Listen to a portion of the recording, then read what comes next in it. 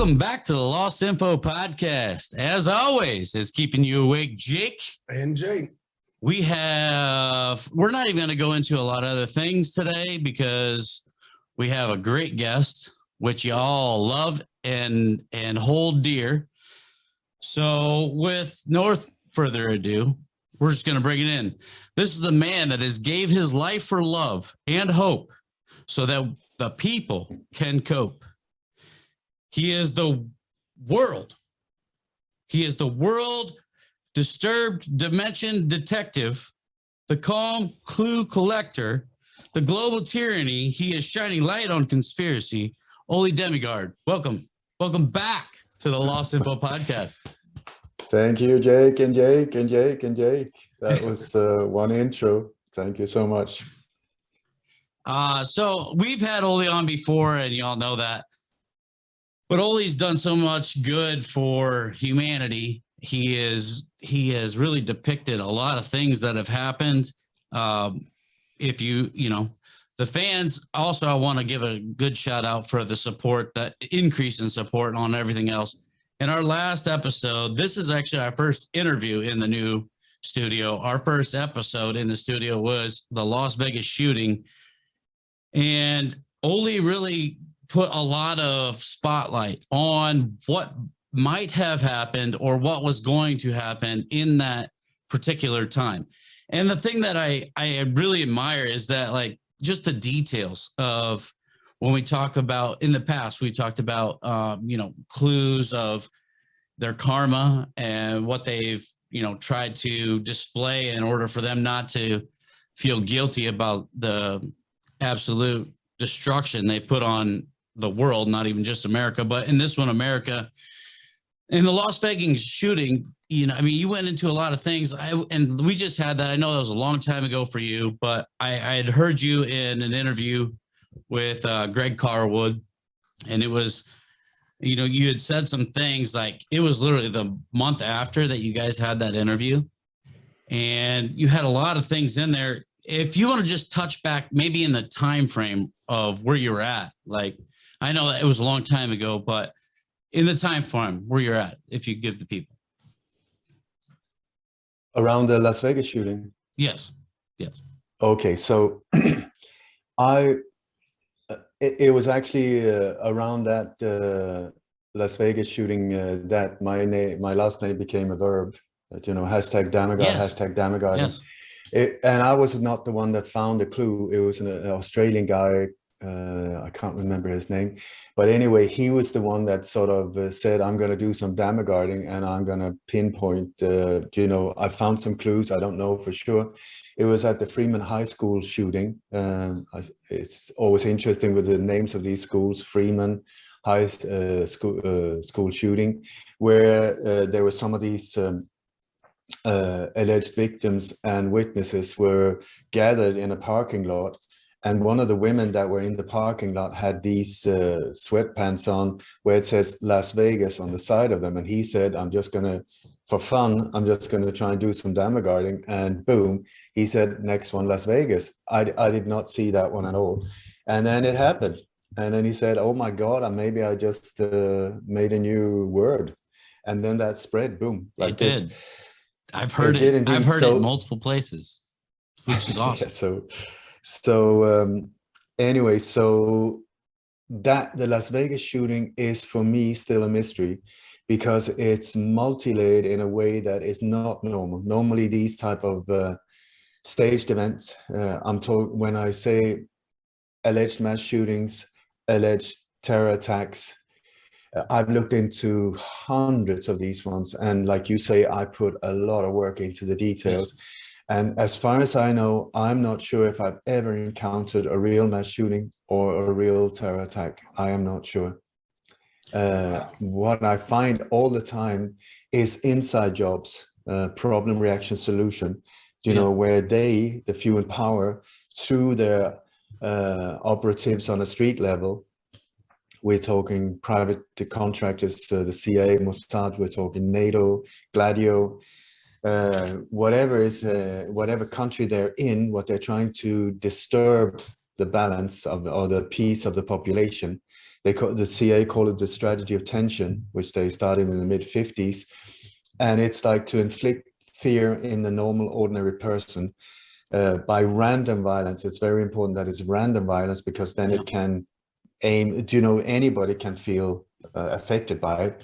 And the reason they do that is to scare the living bejesus out of us, so that we will welcome more and more protection, their protection. I mean, this is like organized crime. It's the exact same thing. More and more surveillance camera, more and more robocops, more and more tanks in the streets, SWAT teams that invade our home because we started to take vitamins. It's just gone berserk. But anyway, so the Las Vegas, normally it's quite simple and set up like a film set. It's almost identical to a film set of, let's say they shoot a commercial for Coca-Cola or whatever. You need a specific street that you can close off with no disturbance from the people who live there. You clear the area. You get the permits from the local authorities, to get everybody out. And then you have a drill there where you can, during the drill, there's a rehearsal there, all the cameras are set up, there are promotion photos of high quality being shot, so that can be used for promotional purposes. You have like all the crisis actors. You got actors. I'm talking about a film set now. You got actors, you got background actors, you got catering, you got bathroom facilities, like what do you call these porta potties, porta, whatever they're called, mobile toilets. And you need access to electricity, pyrotechnics, smoke bombs, explosives, guns, whatever that is normally transported there in so-called grip trucks, which are big, normally white trucks, anonymous looking trucks, but inside it's everything from makeup studios to dressing rooms, to electric equipment, to lamps, to guns, to whatever is needed for a film shoot. And what has happened is that I don't know when they started doing it. I think, from as far as I know, it was around the Boston bombing. That was one of the first one where it became very clear that this is what they're doing. Instead of, arranging real alleged attacks, but where something really happened. I think it was after the 9/11 event, where especially women, I tell you, mothers are not a son of a bitch, but the mothers of bitches. If you hurt somebody, a mother's child, she will breathe down your neck forever and ever until she finds out what actually happened. And it doesn't matter if that child is like 62 and she's 93. If someone hurts, the lioness cubs, you have made a mistake. So the people who are carrying out these operations, they started having a massive problem, not only in the States, but in South America, after all of these CIA coups, where they tortured and murdered thousands of people. So these mothers came back and back, week after week after week, after 9/11, loads of mothers, what happened. So somebody in one of these office rooms, I mean, we're talking like, this is just like an ordinary business, like, okay, we have a problem, we have a meeting, we need to solve these things. What would be a better approach to this problem? And on stage came crisis actors, because they started to come to the conclusion that we need to be able to control all parameters, including the witnesses, including the victims, so that we can make sure that these victims most of the time are phantom identities. So we don't have to bother with, we don't have to have a problem with the families. We don't have to have a problem with whatever, we can just control the narrative, because people, and also what they do is like, they hit you left, boom. And then when people start, oh my God, that's so weird, I'm going to look into it. Then they hit you from the right. So it's like, boom. And then boom, it happened somewhere else, and then boom, it happened somewhere else. So we're like, oh my God, and we forget, you know, like, oh my, what happened over there? No, don't worry, it's happening over here now. And they do that on purpose so that we don't have time to really say, I am really going to dig into this one. In the old days, it was like once a year. But then before COVID, I mean, it was like boom, boom, boom, boom, boom. It was like being hit by Mike Tyson. Boom, boom, boom, boom, boom, boom, Yeah. boom. You know, you couldn't like, what, Well, that was one thing that we found weird doing the case on Las Vegas, was what I thought I knew didn't really correlate with everything. But then I thought back to what you had said, and it was more or less of correlating attacks. So it was like there was so much happening in Vegas that night. It had to be, one thing was the purpose, the other was the confusion, because there was a ton. There was just a ton of confusion all along the strip, and even people's first accounts that were band players and everything else had looked into this and said, I don't even understand. And then when they were interviewed by agents, they were like, this didn't happen. He's like, well, I don't know what happened. I just was recounting what I saw, but I didn't see the shooting. I was playing a band in another casino, but I saw a SWAT team come through and everything else. And it was just like, it was just a mass level of confusion as well. So I think that goes exactly what you're saying. It's like this: when you got low budget things, you don't have to worry about stuff. You know, you do one shoot, but instead of selling Coca-Cola, they're selling fear.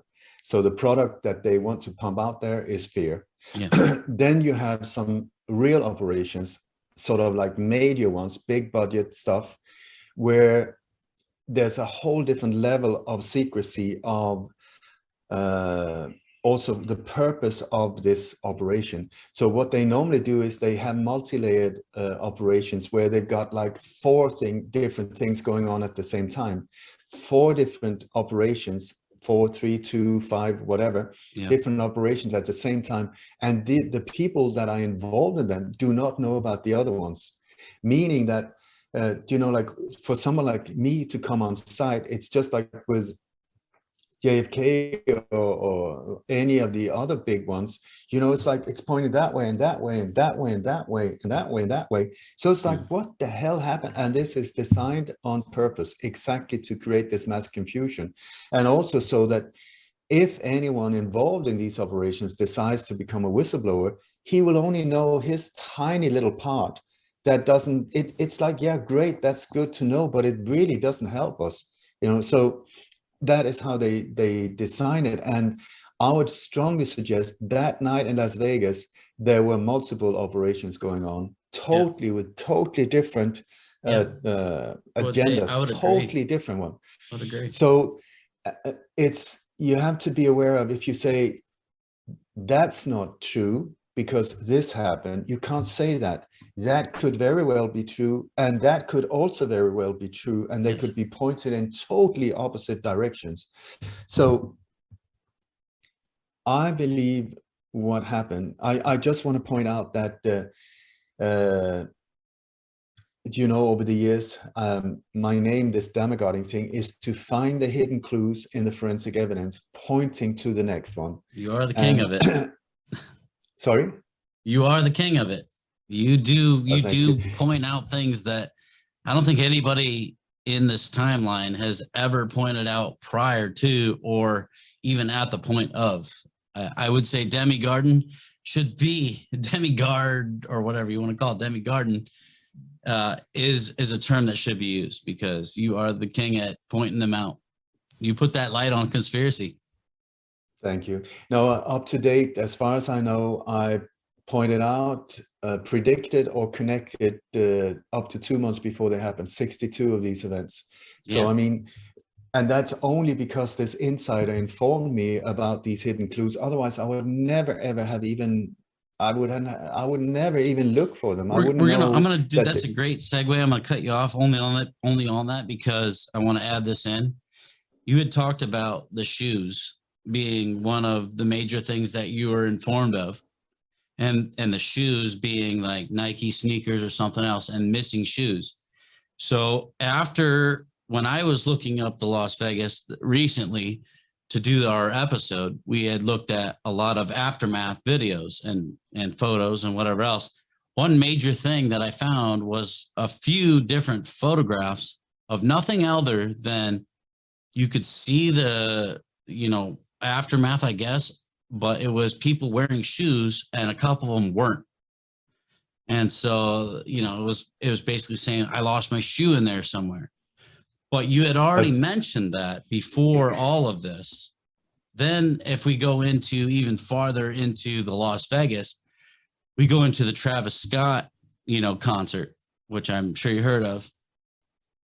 But let's go back to Las Vegas. Yeah. Let's stay with Las Vegas Sure. for a while, because the photo of Las Vegas was a pair of cowboy boots that was left in the street with the American flag painted at them. That was the image that was spread everywhere.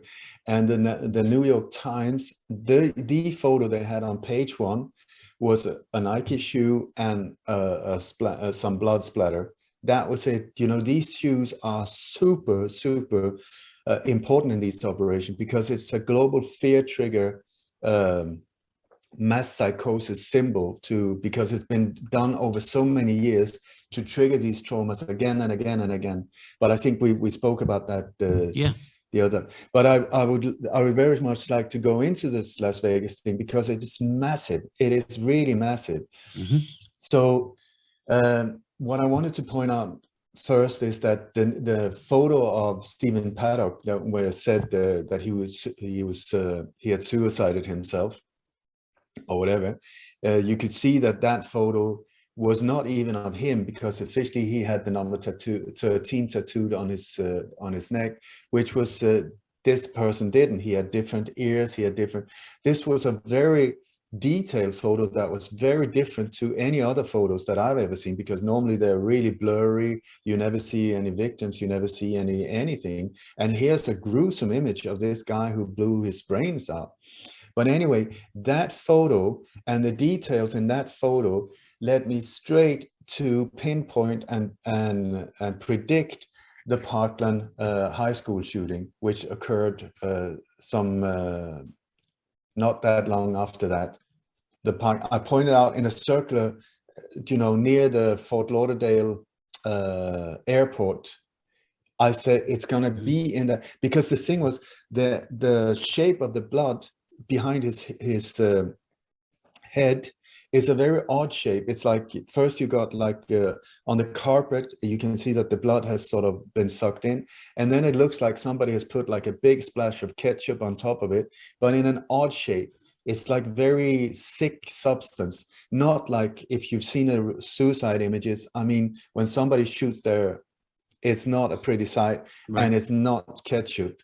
And also the color of the blood depends on if it's oxygen, with the oxygen in or out, the body, wherever it comes from. That's also the density of the blood. This didn't look real at all.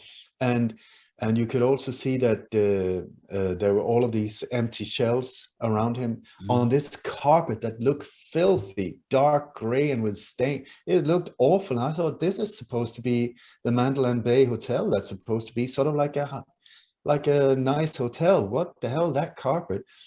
But also what you could see was that there were all of these empty shells, and they were on top of the blood. I mean, he committed suicide officially with a revolver, meaning that the empty shell was inside the revolver. So all of these shells must have been there before he blew his head off. But how come that the blood was not on top of the shells? Why were they not sprayed instead of them being, I tell you, they were placed afterwards? So, and then I started seeing that they were placed out on the carpet in a strange way. So I started seeing that it looked like FLL, or if it was FFL. You mean in the casings? Yeah, the casings, the empty. Oh, okay. Yeah, I didn't see that. So the way that they were placed on the carpet actually made the letters FLL. I can send you the photos afterwards. No, I appreciate that, because I didn't see that. And no, nobody saw it. But anyway, so the Fort Lauderdale FLL, it stands for Fort Lauderdale. It's the airport, anyways. It's the letter combination for Yep. that. And there was another, before that, there was a super crappy false flag at that exact airport, really, really low budget type of thing that pointed to Melbourne. And in Melbourne, I found the clue for the Westminster Bridge attack. So I knew that airport, that's even called Hollywood. I love that. The name of the airport is called Hollywood because it was a film. It was just crap there. But so I was very suspicious about that airport before this whole thing happened. And then this whole thing was in Las Vegas in Nevada, had nothing to do with Florida. And then I was contacted by a woman who said, have you noticed the shape of the blood from his head? And I said, yeah, it's odd. She said, I live in Florida and it's the county where I live in is shaped exactly like that. I said, what? So I looked it up, turned out that it was absolutely correctly what she said. It was a perfect map of that place. And that was right by the Fort Lauderdale airport. It's crazy. So these two things, and then it said FLL, and it's almost like an arrow like that, where it feels like FLL next, sort of. And then you had this thing. So I just felt, whoa, I'm onto something. So that's when I pointed out the next one is going to be around here. And when the Parkland high school shooting happened, it was right on the edge of that circle that I pointed out, so the clues were there for the next one. That's one part of it. You're the detective, man. You find them. You find them. But anyway, so what happened I would very much like to spend a lot of time with the Las Vegas one today, if that's okay with you. Yeah, because, sure. Yeah. Okay, so we had the official story, absolute bullshit on steroids and bullshit. That was it. Nothing made any sense. I mean, him carrying up so many guns. I mean, we're talking about a hotel that is connected to casinos in Las Vegas that is built on organized crime. These guys know how to protect their money. They don't want pissed off clients to be able to bring in a shitload of weapons into wherever, So how these guns came up into that room, if they ever did, that is just not true. They showed, like a month or two later, they show videos of how that was done. That took a month before they managed to film that whole set. But there are metal detectors, there all of the, yeah, but he went in through the kitchen. So are you telling me that the mob who works through kitchens would not be aware of that entrance going up and bringing in a lot of guns? I mean, we were talking about, I think we talked about, there was like 33 different automatic weapons and gun. I mean, anyway, yeah, it was like a pallet of ammo. It's ridiculous. It's like, come on. We're talking heavy stuff and metal. It would have been everywhere. He would have been stopped on it. But anyway, he managed to get up there. Then it said that he managed to, or that he just knocked out the window and started shooting. The thing is, you cannot knock out these windows. And also there's an alarm system saying if any of them crack, the security will be alerted right away, because they don't want a lot of bad published, people jumping out or whatever. So that whole thing didn't match up at all. Then he was on the 32nd floor, I believe. And you have the radio, the police saying, oh, we located him. He's on the 32nd floor. And then it took like, I believe, if I remember right, like 75 minutes for the police to go from there up and find the room. Really 75 minutes. And then afterwards, people were applauding the police for incredible work. Yes, absolutely. It was horrible work. Individual. Yeah. If you want to stop it, horrible. If you don't want to stop it, I was going to say it goes, like I said, but we wanted to touch on this with you because we did this last week. So, and the main thing is, the only reason that we wanted to, elaborate, what you did on this whole thing is because how important it is to look at old events. Because if we don't, we really just get in that mindset, which I think we get accustomed to, is like, now it's gone and we move on. We need to think, this is what happened. Yeah. How can we ever prevent this from again? Or if we look at the details and we know that this has a way bigger problem than just what was the narrative on the final report, then we can actually move forward if we think back. So I think retouching on it is good, but go ahead and continue. Yeah. So, okay. So I'm sure you've gone through a lot of the details around this whole thing, so I'm not going to bore you with that. But I mean, you've already brought light to some of the stuff that we didn't. So. Yeah, no, there's when you see the whole thing, it's very confusing, because I would suggest that there was something that actually happened there, but there was also, when we were shown footage, a lot of it was during the drill, during the rehearsals. So you had footage of crisis actors, you know, standing up with a beer, like da da da, and then afterwards they just added the sound of shooting, and then you had some footage that seemed to be of the real thing, and then they mixed it like this, so it's super difficult to find out what is going on here. But my interpretation is that yes, there was a false flag, yes, there were crisis actors, that some of these crisis actors were later taking part of another one at the Thousand Oaks shooting at a dance hall in, I think in California, where they were there to, you know, meet up again because they were so traumatized, so they were going to have a dance. And then there was another mass shooting there that just happened. I mean, we're talking about recycling our crisis actors. Right. But I think to understand that exact event, you have to look at something called the Illuminati card games. Are you aware of the Illuminati card games? We actually did not. Well, personally, I did not know about it until the Las Vegas shooting research. And then when I actually looked into that, that is documented on the CIA.gov website /library/Illuminati, because of their accuracy on things that have not happened that did happen. So also very crazy. It is. I think when you look at that card game, it's a very, very odd card game. It was printed, the last version was printed in 1995. It's very, very Illuminati style. The whole thing is packed with symbols, and the drawings, everything looks almost like in a comic book, very low budget. Yeah. But what is very odd with them is that when you go through the rules of this game, it is the New World Order. It is how to take over and get complete control. And it's very interesting how they put, you know, like the mafia, then you sort of like, you got the Communist Party, and then you got sort of like, what are they even connected? It's very interesting the way this game has put it together.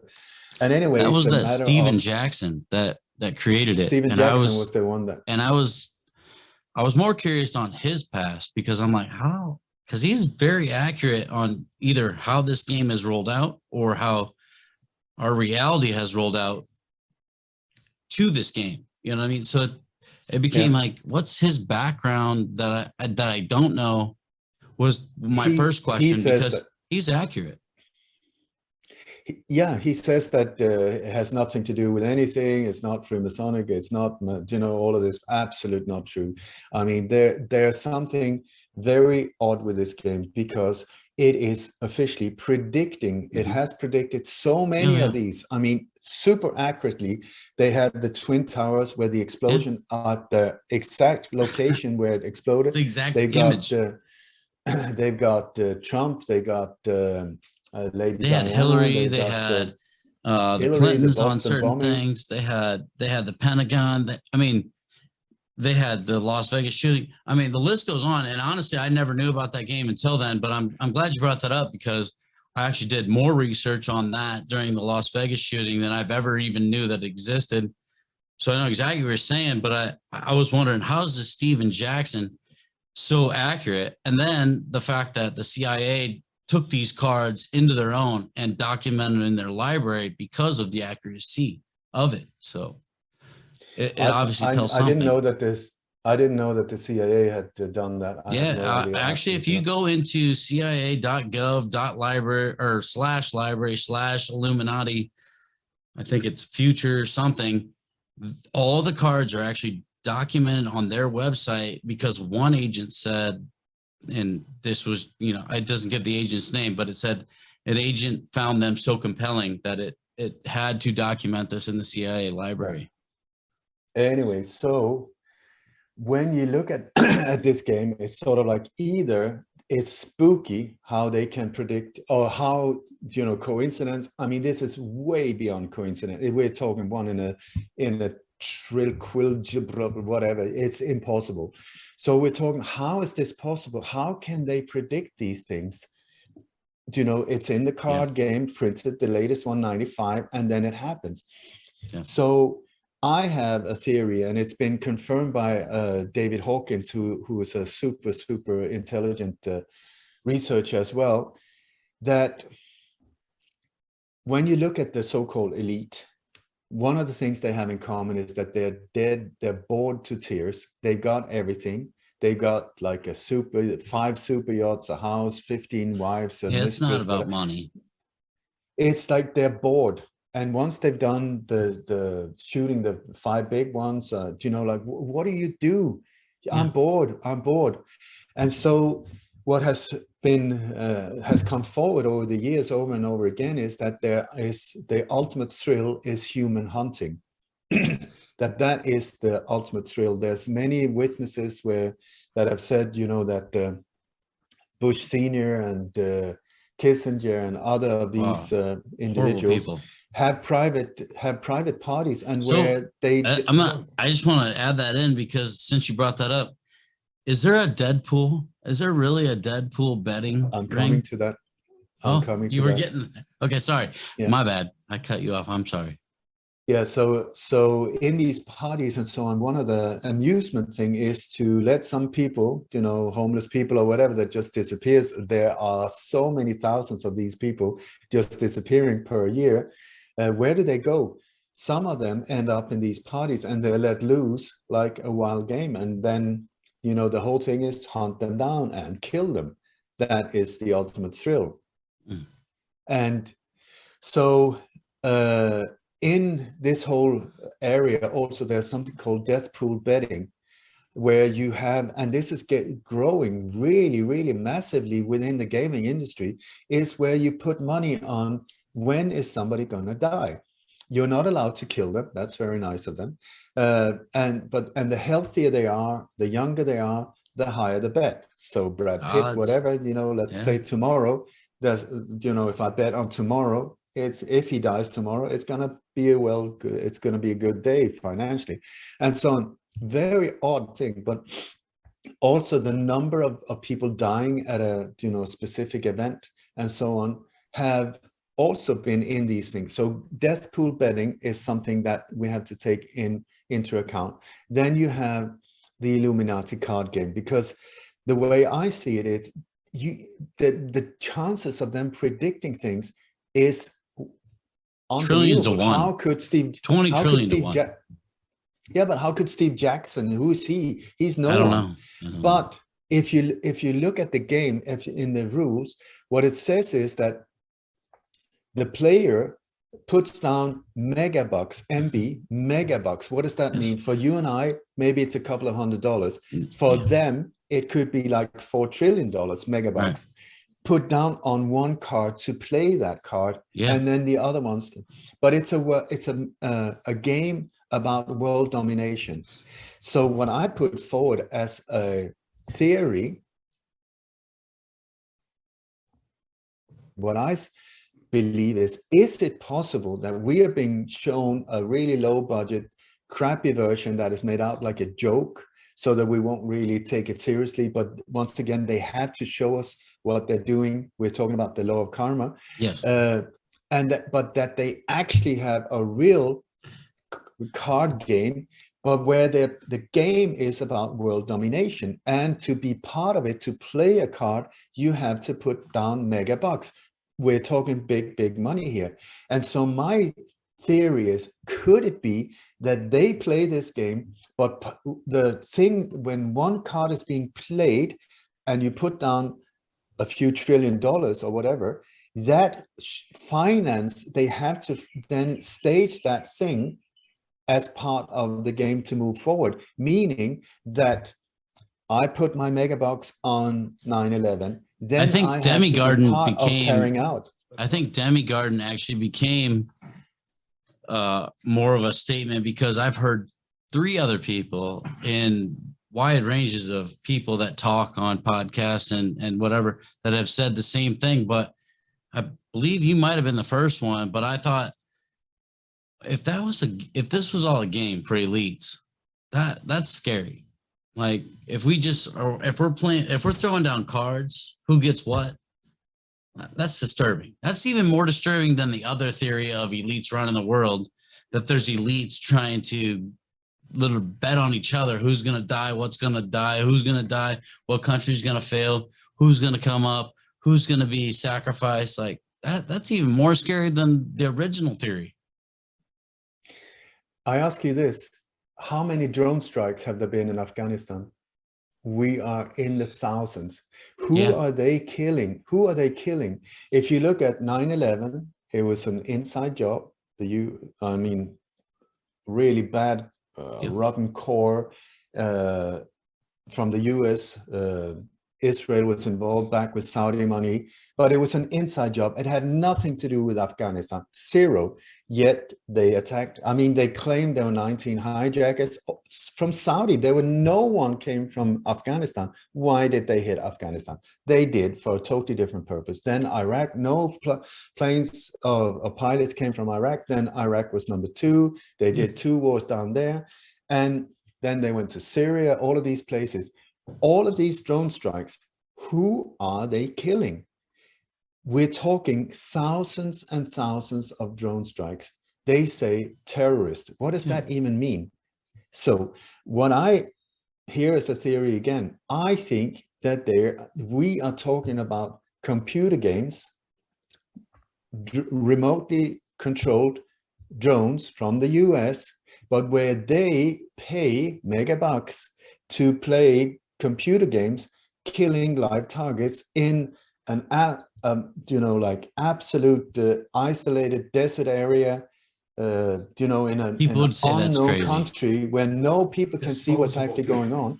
But where I even have photos of Obama with Michael in his lap, where they're sitting with like the remotes for a drone and smiling. Yeah, I tell you, I think that is it. You pay, you come into this. Oh my God, it's so exciting. You can see, okay, there's a wedding going on down there. Yeah. Let's just add into them. Boom, yay. Oh my God, I love it. Let's do it again. Oh, there's somebody over there. I could see Somebody's that. moving over. I could see that. So yeah, because there's absolutely no logic for these drone strikes. And we're just sitting there, go for it. But they don't have any logic either. The elites that are doing this, there's no logic to like try to understand who they are. That's evil, right? No, there is an incredible logic to it. They don't do anything. Most of them are extreme psychopaths. They are very logical, methodical. Well, I mean, they're logical, yes, and they're in the way they do things. But their logic, like there is no end game for them. It's just, or maybe there is, like if we're talking game, but they're just crazy. They're psychopaths. That's the best way to put it. So the Illuminati card games, there's one card that really pinpointed Las Vegas. You got the Can Girls. Yes. You got some pearl stacks of roulette dices. You also got the jack and ace, the jack and the ace, which was also the tattoo of the singer who was on stage exactly when the shooting started. Yeah, absolutely. And so what is that? It is like a card that could, I would say, said Las Vegas. Okay, so when you look at Las Vegas, what actually happened there? There were this whole thing about him shooting up there, absolutely not true.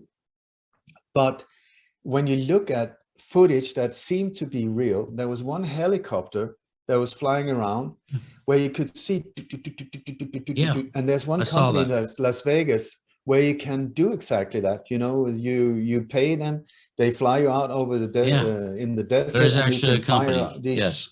Yeah, there's a company. You can fire any type of weapon there. It's well, they pride themselves on the 50 cal from a helicopter. So yes. Yeah, exactly. So that is what we see when you look at the what's it called, the number from the plane that's FAA. sent on.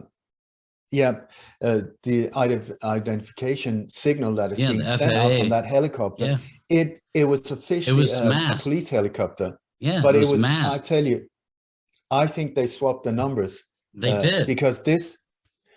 So we're seeing, it looks like somebody's flying around shooting with a heavy caliber machine gun down into the crowd.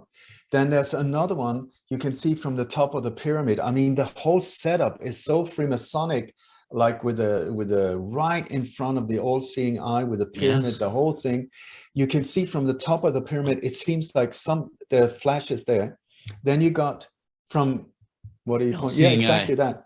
Yeah. Yeah. Then you have people were talking about that there were shots being fired from a lower projectile, sort of like, but also being fired from different angles into the crowd. Yeah. So what would that be? I would say possibly the Illuminati. Do you know, like what are they called? What's that TV series called? The Hunger Games. Do you know, Oh, more or less?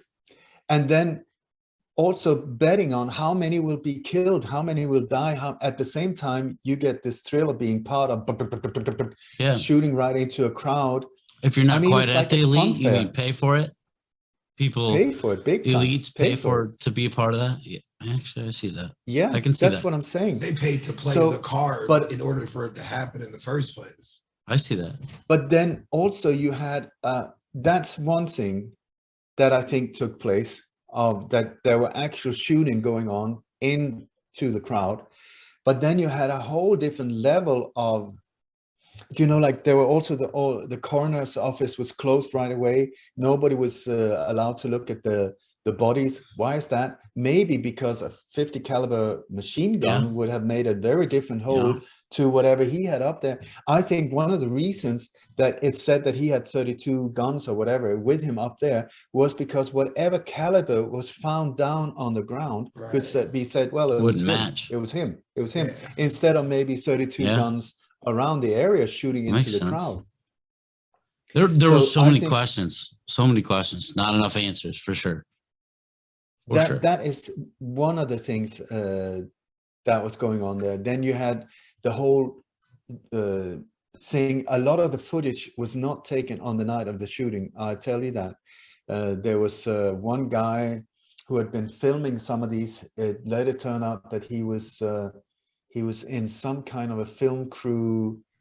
He was even awarded in Los Angeles. I can't remember his name now.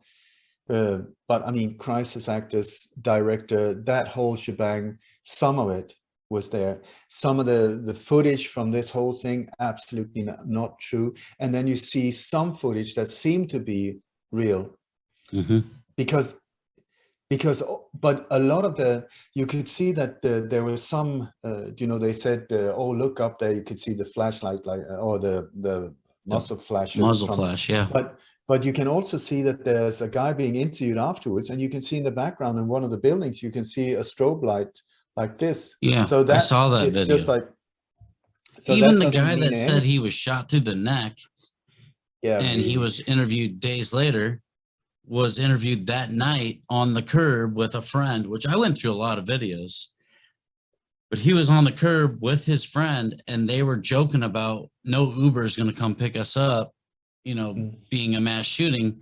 And he had no gun strike through his neck.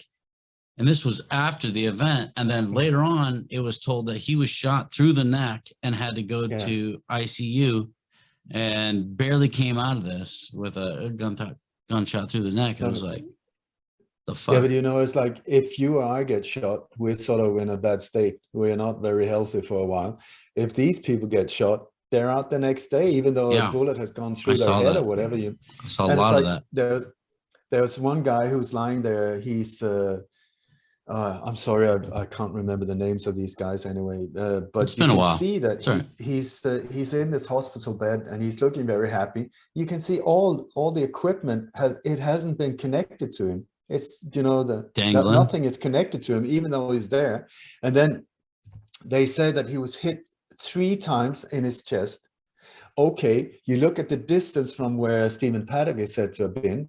You managed to put 3 exact bum, bum, bum. Yeah, Like that's that on insane that grouping distance from- with an yeah. automatic gun. You don't know about guns. You cannot be that precise. Maybe with a sniper Not from rifle. 1,100 feet. No. Yeah, no way. Exactly. It's like, and then bum, bum, bum. I don't think so. I don't think No. so.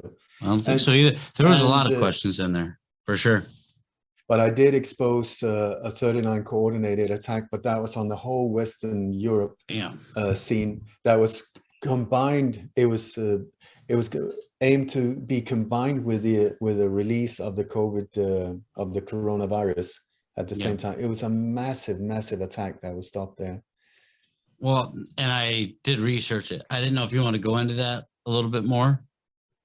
You definitely, well, it seems that you headed it off before it happened on the time that they said, and then a month later. But this is the whole thing. You know, it's when I predict something, it's one thing to predict something and nothing happens. It's another thing if you predict something and it actually happens, then it's not speculation anymore. And so this is where most of them that I've found, I've said there, it's there, and then boom, it happened. The latest one, if you let's look at what's going on right now. You got Kazakhstan, which is out of nowhere. Suddenly Kazakhstan is a major one, and then I hardly knew that there was a country called Kazakhstan, I must say, in my ignorance. I didn't either.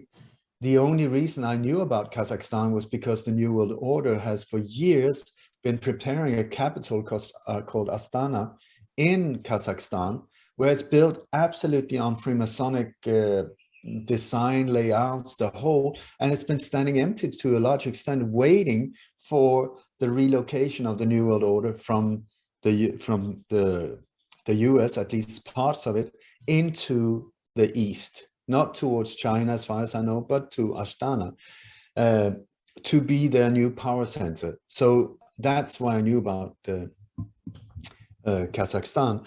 But anyway, I've never found anything pointing in that direction, never, ever anything. And then in November, there were 2 really crappy operations or false flags in Norway. Norway is NATO.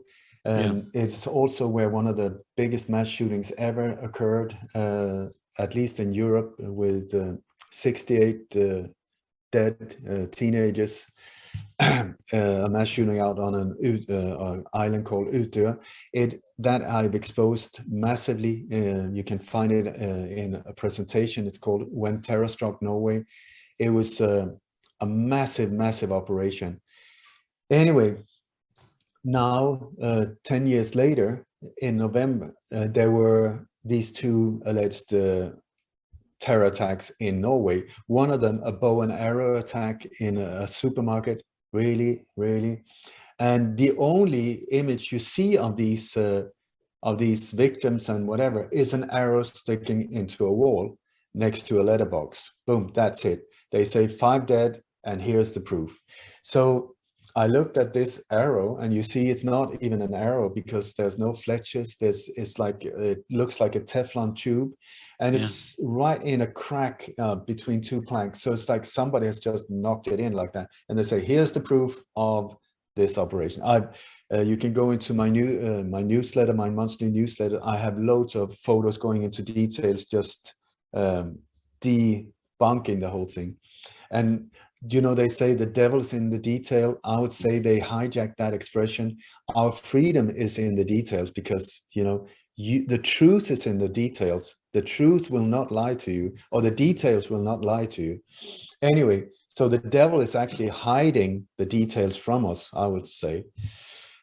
Anyway, in this whole thing, there was this only arrow that was sticking out of this wall, and in one of the photos there's a strip of police plastic cordon, you know, this thing that they cordon off crime sites, and it's in the word police in Norwegian is politi, But this one, you can see that it's flapped upside down, but you can see through it. So the text is upside down. And so I was looking at that because it was only one photo that piece of plastic was there. The other photos of that arrow, that wasn't there. And it was like wrapped up like, so I thought that looks weird. It looks weird. And it was taken in the middle of the night so that the light would go through the tape like that. So the more I looked at it, it was like the word politi, but upside down and what do you call it? Translucent. Yeah, but not translucent. It would turn the other way around. Like yeah, mirrored. Yeah. So inverted, yeah. So actually, it looked to me like it was written in Russian. So I had a Bulgarian friend and a Russian friend have a look at it. I said, does it say anything? Does it, because you have to go on a subconscious level, does it almost say something? Yeah. And both of them said, no, it's not Russian. No, it's not Bulgarian. But, and then a Swedish friend of mine pointed out, it says Boreli. It looks like, the P became a B when it was turned upside down. Boreli. And that is a city in Kazakhstan where I think a big gas or oil center in Kazakhstan. So in November, I pointed towards Kazakhstan. I said, I don't know. I have no idea. I never pointed in that direction. But Boreli, I had a photo of the place saying, I don't know, but it seems to me like there's a clue here. Okay, so then there was another clue collector. Clue collector, that's me. So in a few weeks later, there was another really crappy attack in Norway. This was in the other one, I think, was in October. This was in November. And this time there was a guy without shoes in November in Norway. That is not normally how you run around. I tell you, it is freezing cold. But anyway, so this guy was without a shirt, without shoes. He was running around with a knife trying to stab a police car. So he was running in front of the police car, sort of stabbing at it. So the police, this is in a really crowded little street, but with vehicles sort of surrounding, so nobody could really see. And a van, the longest van I've ever seen, is also trying to turn around on the street at the same time, covering, so you can't see really what's going on. I don't think by coincidence, but anyway, so you see this police car, and what does it do? It tries to ram the guy with a knife. I mean, have you ever seen a police car, somebody with a knife? They would just step out, pull a gun, say, down on the stomach, like arrest the guy. Here, they try to hit him with the car. He managed to get away. And then they push him up and try to crush him up against the wall. What? But they didn't manage to do that. The camera goes like this. You can't see what's going on. And then suddenly the police car is standing up against the wall. The hood is open like this because of the impact. The doors has opened because of the impact. But the guy has avoided being hit. And instead, he managed to get into the police car and officially stabs one of the police officers before he's shot dead. Okay, so terror attack. And now all Norwegian police officers are armed, which they were not before, because of these attacks. So, problem, reaction, solution. And I would not be surprised if very soon also they will say, because there was a lot of writing about the danger that these doors opened up, by the impact that the doors opened, and so he could stab the police officer. So I would problem, reaction, solution suggests that what they're going to come forward with, if they haven't done already, are suggestions that we need to have better vehicles, safer vehicles for the police officers, so that they cannot be attacked. The cow catchers on the front, massive. Yeah, but what type of vehicle are we talking about that doesn't have? We're talking about like military vehicle type looking things, which is what they've been trying to do for a long time. Anyway, so this guy. It turned out that he was 33 years old. That's an interesting number, because if you haven't seen 33 before in the whole Corona, COVID, whatever, it's all over the place. 33 is one of their numbers. So he was 33 years old. He was an actor.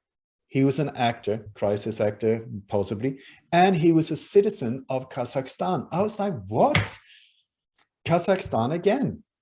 So I pointed it out in November, saying, I don't know why. I have no idea.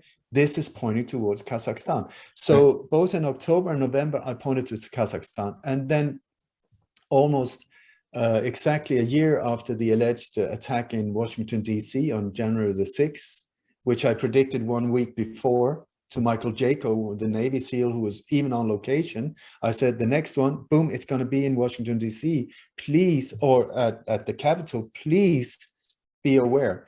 Anyway, so that happened. Absolutely not true, the official story about that one. And then we have here exactly on the 7th, 6th and 7th, it goes in Kazakhstan. This whole thing goes off in Kazakhstan. So I'm like, it's getting what's pretty crazy. happening? Even to this I can day. tell you, the official story, not true. Uprising because of gas prices, very possible, but that is also how you create chaos. You know, you get a lot of frustration on. Well, they're throwing their own pipe bombs at the Capitol. It's at another level. They're trying to take back their government. So not true. This is orchestrated. How could it be predicted in Norway? Then we're talking NATO, then we're talking the New World Order. So they predict, they pointed. So this natural uprising is not natural at all. And you will see so many revolutions in the world have been orchestrated by these. So it's like an uprising. They think, oh, the people are standing up. Yeah, but who's fueling the whole situation? I agree with that. Is it? But I think they do want to take back their government because the government's linked to doing some dirty shit. Well, what else is new? But exactly who is taking over? Because very often you have a revolution. Who's funding this uprising, and who do they plan to put in power? Yeah, exactly. Yeah, that's true. I don't have any. I don't think your mic isn't on, Jake, number 2. Oh. I don't think it is. Okay. Oh. There you go. It's very low, at least. But anyway, exactly. So, Thank you. I was talking about to a friend of mine who's very knowledgeable in different areas, and he said, "Are you aware of what's going on with Bitcoin?" Which I'm not. He said the whole shoof going down, down, down, down, down, and he said, "Are you aware of that 1/7 of the world's Bitcoin mining is from Kazakhstan?" So when they shut down the internet in Kazakhstan, Bitcoin went like this. Yeah, I thought that is interesting because now we're suddenly in an area where you can officially attack a country, but actually maybe the target is something totally different, or it's a combined target. So it could be that this whole thing going on in Kazakhstan is to really weaken Bitcoin. Now when the new the same thing when I saw the miners that were in Kazakhstan or whatever, I thought the miners are the biggest thing, that if you have that much miner on a crypto that is leading the crypto, that obviously sends a red flag. If there's something happening there, that means either somebody's trying to control the crypto or destroy the crypto. There you go. I mean, the New World Order wet dream has for many years been a one world digital currency. I mean, they've been talking about that since the early 90s, you know, or earlier as well. So Bitcoin is a bit of a joker in the game. I don't know, because nobody knows who's behind Bitcoin as far as I've been informed, you know. So it's like, is it the real thing for freedom, or is it an ambush? There was a guy, I still don't know. There was a guy originally that was claimed to be the creator, and he denied it for like 5-10 years. Yeah, so what are we talking about? Is it the NSA? Is it like the deep state who have couldn't the Bitcoin be eventually just be that one world currency? It could. Like everything's just going to go into a crypto, and then eventually Bitcoin takes over that, and there's your one world currency. But this is one thing that I fear, because so many people, good people, are going in that direction. You know, Bitcoin. Yeah. Well, so is it an ambush? But then again, this is decentralized.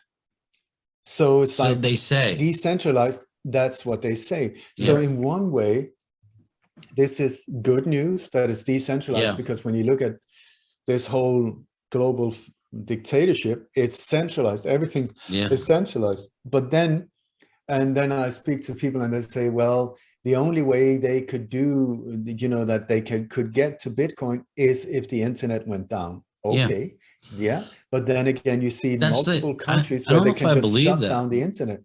We can shut the down the internet. well, the blockchain is kind of one of those things that you have to rely on everybody to be the blockchain.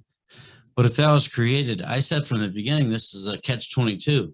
If it's not a blockchain and they just disguise as a blockchain, everybody's back into a central banking system or global banking system. If it's not, then they're just going to find a way to corrupt it and take it back. I mean, because they can't have currency, which is obviously the dictator of everybody's greed and the bad in the world. They can't have a rogue currency. They just can't do it. Like if they wanted to control their plan, that's not a possibility. Now it could be a possibility for a while until they take it over. It would be a real currency though. If all of your money was wrapped up into that one thing, it would literally be, well, it'd be a digital currency Yeah, that they'd is be controlled flipping by a blockchain, whatever blockchain, you know, Yeah. whatever decentralized, like you said. It- But yeah, it's a scary world. But I tell you, I've got one more for you. We're talking about the deep state. People Yes. say the deep state, the deep state, the deep state. Who Yeah. are they? What is that? And I've been finding out more and more that there is a family in Sweden that I believe are extremely, extremely high up in this pyramid, and more or less no one is aware of it. It's a family called Wallenberg, and their motto was is it? to What was the rule. name? Wallenberg, Wall, Wallenberg, Berg, Wallenberg.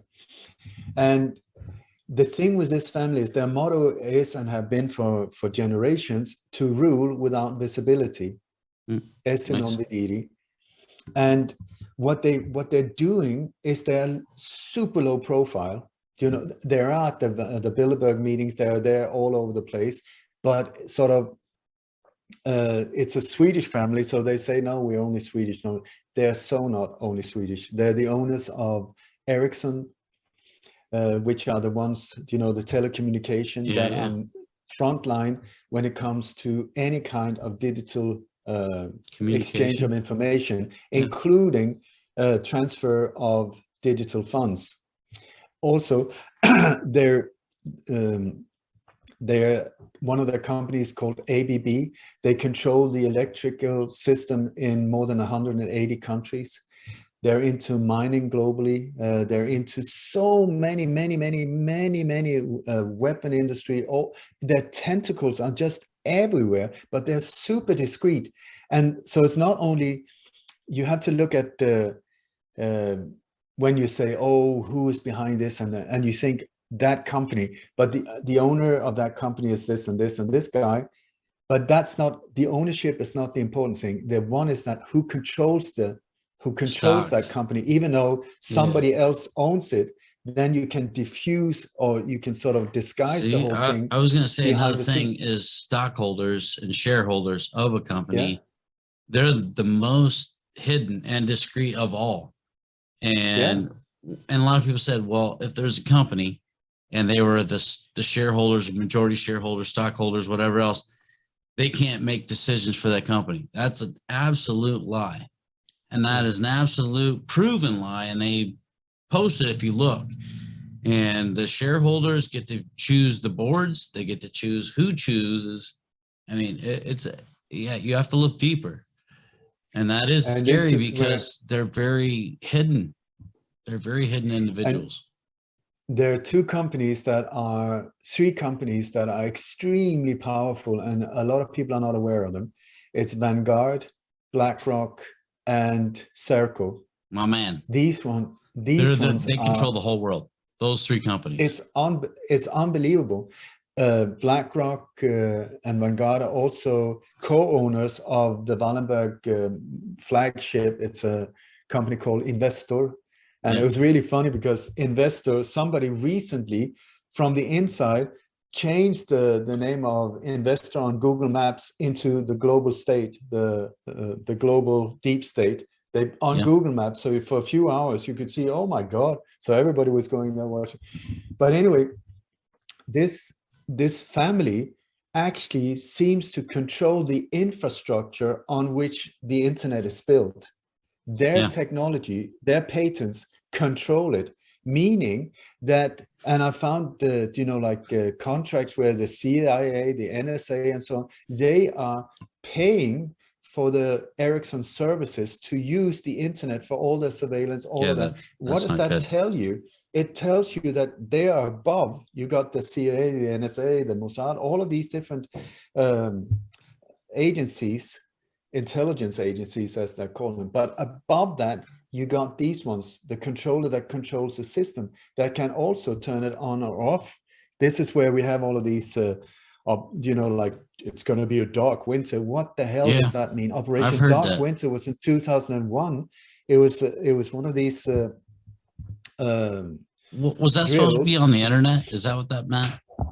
No, yeah.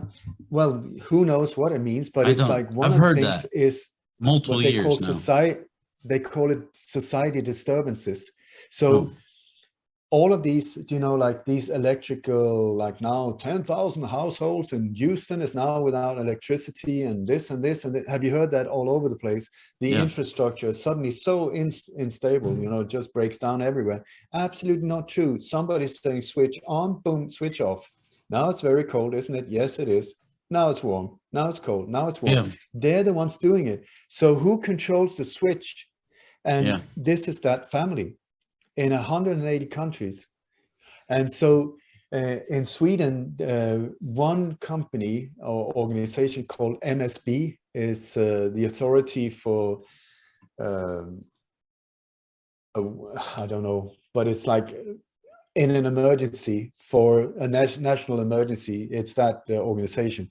Anyway, I kept bumping into these dudes, and they were like, they're there to protect us, but I found they're the ones doing it in Sweden. They are the ones doing it. And so I managed to find a platform. They use a system called Exonaut, and I've managed to find a platform and log into it, where they had all of these exercises of what they called society disturbances, meaning switch whatever, infrastructure, knock it down, on, off, ITMs, electrical system, phone system, whatever, on, off. And so I found a calendar where you could see in this week, they're going to shut down parts of Gothenburg. In this week, they're going to shut down. In this week. So I went out publicly with this. So and gave access. So thousands of people managed to get into it, and they could see, now week 7, boom, it's going to be in this place. And suddenly 10,000 households went black there. And so after they were exposed big time, now they've taken away all of this in their calendar, so you can't see it anymore. But this is what is happening on a global scale. These are not just things that happens, so unlucky that the infrastructure is so bad suddenly. They're doing it to get us out of balance, to freak us out, to get us more into fear mode at all different levels, so that we can be controlled. It definitely seems that way, for sure. You want to break into you're going back into his Patreon, the issue that how Patreon has shut him down, and get deeper into that. That's very kind of you to bring it up, because it's like, doing what I do is popular among people like you. It's not very popular among people who are the ones behind a lot of these dark stuff. So they're trying to shut people like myself down, both physically, but also financially. And I've had several people who died recently, radio hosts, and I'm not trying to scare you people, but I mean, radio hosts, truth seekers, researchers that have just— there's a lot right now. Boom, yeah. So that's not fun. But also, my official YouTube page was shut down a few years ago. I mean, with more than 200,000 followers there. Then our Vimeo account that we paid for just to publish, we were just using it as a platform to have the videos on our website, Light and Conspiracies, on my website there, to have the platform because of the bandwidth. Then that was shut down, no warning whatsoever. I had to rebuild my whole website. Then our website was blown to smithereens. It took 6 weeks. I had 3 people full-time work on it for 6 weeks to I mean, it was unbelievable. What they did with that website and the database, unbelievable. I can tell you about that because that was very advanced, what they did there. Anyway, every time we get hit, we try to come back stronger. So when we rebuilt the website, boom. Now, since then, it's been untouched.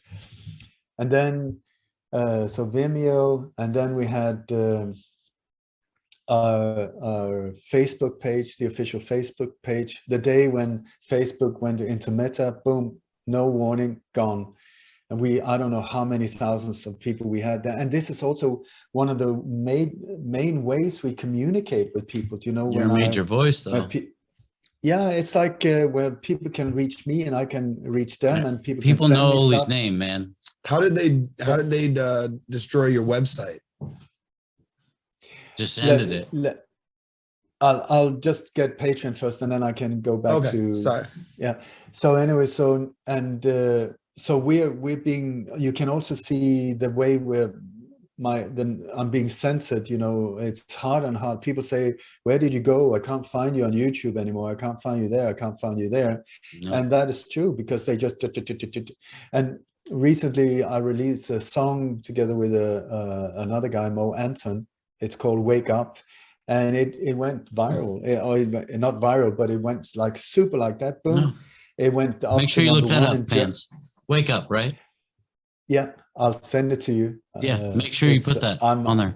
I'm really proud of it. It's a beautiful song. Yeah, I want that to be aired. It went up to number 1 in Germany. It was there for 2 months, 8 weeks. Nice. Straight. Wow. Nice. Yeah. But the number of views, we came up to like 60, 70,000 like that. And then suddenly we started seeing it started going down, 1,000 views per day. And so Max Egan said, I'm going to put it on my show, Max Egan from Australia. So he did that. And the number of views that was on his show, that episode, went down with 37,000 overnight. 37,000 views went down overnight. So it's like, and now it's just stuck and we can't get, but it was really interesting because what we did was in the chat, we said, okay, please notice, this is the time, this is the number of views. And then you could just see. And so people became aware and said, oh my God, I can't believe it. I've never seen that before. Well, so it's not that your response started lowering. They actually removed previous views that had already been. They censored the fuck out of it. Right. But they were also removing views that you already had on that video. 37,000 views overnight. They censored the shit out of it. That is not a little. That's not just right. Like if you're a big voice though. It's extremely substantial to remove 30,000 views. But if you look worldwide, what you've done, like either I'm scared for you because you're in battle with some big people, you know what I mean, and big entities, or they either have to let you be or not find you, whatever it is, and censor the hell out of you. Like you're a big voice, man. People know who Ole is. Demigard became, a verb. So, I mean, it's a real thing, and actually, I think you should be proud of that. And that's also great to thank you. I am proud of that for sure. At the same time, I also need to put food on the table for my family. Do you have legal action towards Patreon before any of this, or like is it like I don't? But listen, legal action. What does that mean? You're going to be spending more money. They won't even reply to, and what they're referring to is not anything that I put on Patreon. It's not there. It's from my website. They're referring to articles on my website. And that should be 100% yours. Yeah. So I'm like, no, you are using Patreon to fund things that is not correct. Yeah. And the articles that they're yours out is no, but it's an interview with me and Rainer Fulmisch. You know Rainer Fulmisch, the Corona committee. Right. I went in and listened to a lot of things with Corona, and I guarantee that's why they've been more forceful on you, because this Corona shit it's got out of control. Like you also called from our last time we had an interview. There was multiple things that you had talked about You Yeah, called absolutely. you didn't Massive, you didn't massive. call them out. You could not have called them out any more specifically down to literally on when the months of booster shots. You talked about booster shots 3 months before they were ever even discussed, and even talked about the game plan and the timeline of when these booster shots are going to be needed. And with like That's true. Honestly, it was Ole, pretty you've been uncanny about like how specifically correct you were on coronavirus thus far. But I mean, you're giving your life for it. Like, let's be honest. you Like, I mean, there's got to be people that fucking hate you in this elite group.